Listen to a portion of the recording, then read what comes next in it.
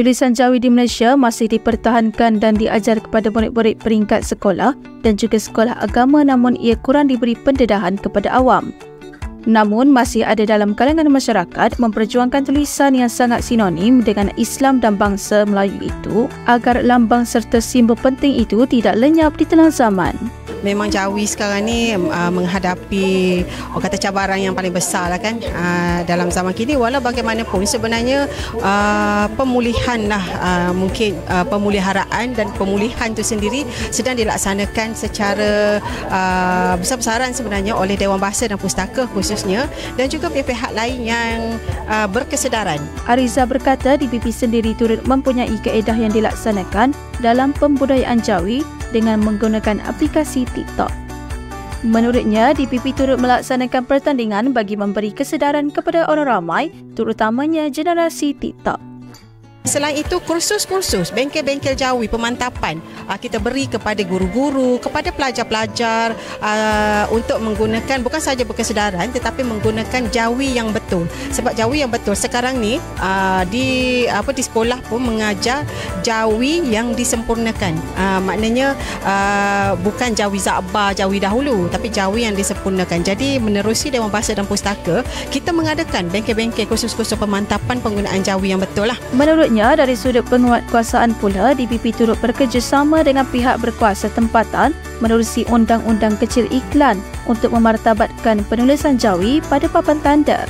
Katanya, setakat ini hanya di Kelantan dan Terengganu mewajibkan penggunaan Jawi pada papan tanda.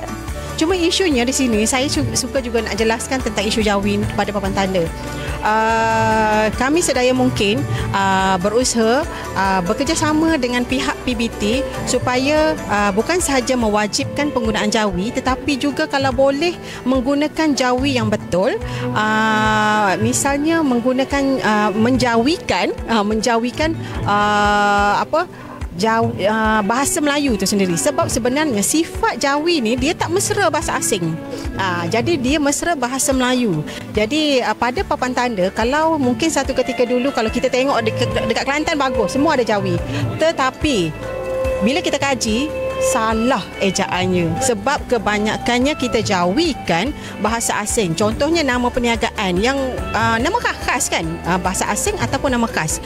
Jadi cara kaedah menjawikan perkataan tersebut ialah melalui sistem bunyi. Jadi kadang-kadang saya membunyikan perkataan itu lain, adik membunyikan lain pula. Jadi akan lahir dua ejaan yang Jawi yang berbeza kan. Menurut Ariza, pihak DPP sudah mencadangkan supaya PBT dapat membantu DPP menguatkuasakan semula penulisan Jawi dengan memasukkan dalam Akta Undang-Undang Kecil Iklan. Katanya, jawikan bahasa Melayu juga menjadi antara cadangan DPP. Contohnya katalah iMedical Pharmacy.